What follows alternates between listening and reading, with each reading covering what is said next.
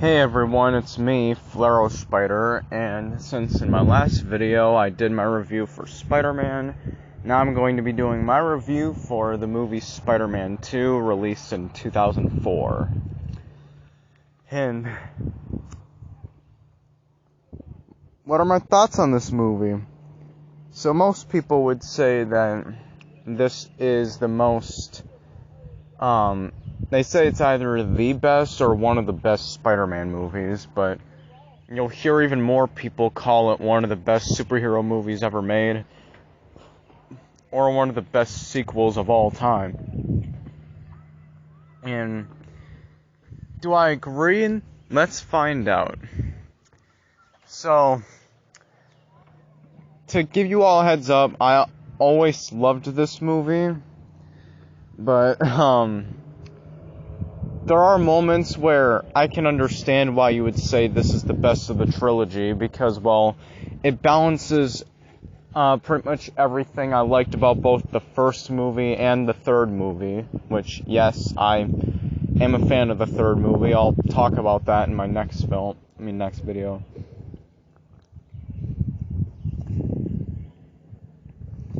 However, I thought it was kind of overrated, because when I first watched this, as entertained by this film as I was, and how watchable it is seeing the characters like Peter, Mary Jane, Harry, and the others develop was nice, but this movie really does make Mary Jane Watson an unlikable character.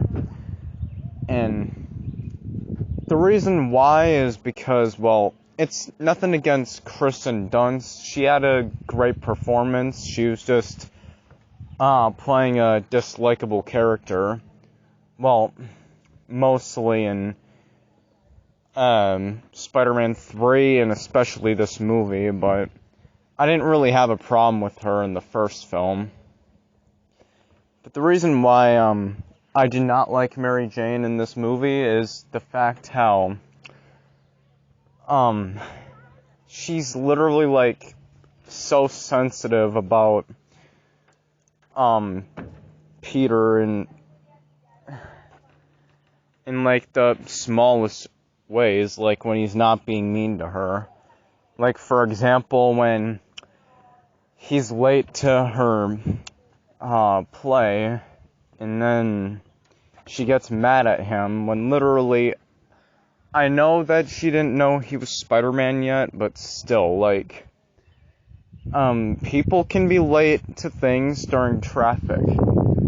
I mean, if there was someone who I wanted to come badly and couldn't make it because they were late, I wouldn't press charges against them, because, well, hell, even Peter tried to make it there.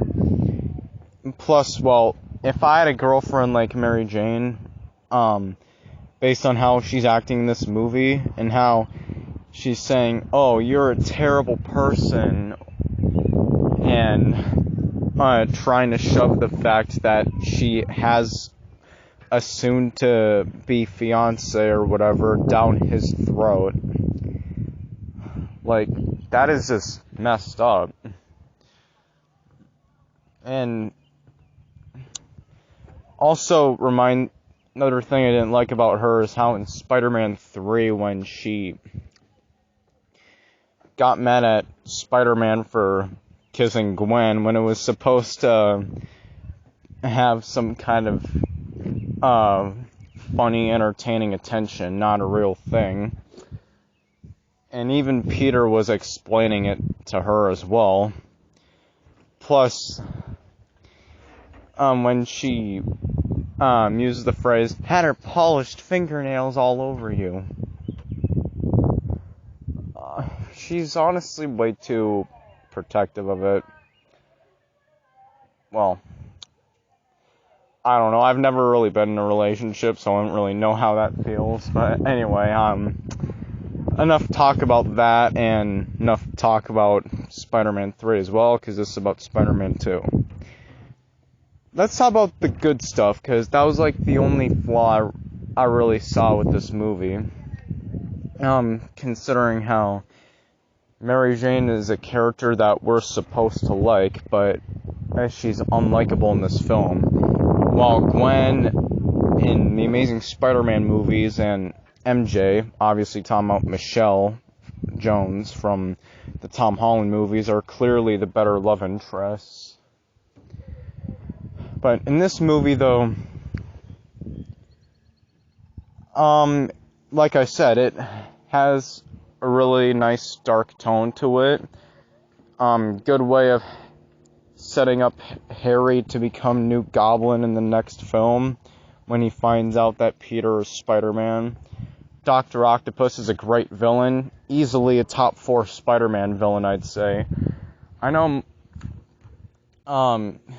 people would say he's like a top 2 or top 3 Spider-Man villain. I mean, come on, everyone loves Green Goblin and Venom, but Carnage is my favorite Marvel villain. Hot take, but still. And it also like has great cinematography, and so I can understand why you'd like this movie more than the first one, because it has another storyline playing out, but still doesn't interfere with the main storyline. So that's kind of all I have to really say about Spider-Man 2. I'd give this 9.9 out of 10, to be honest. Definitely, I remember putting this in very low ranking when I first watched this movie. Not that it was bad, but just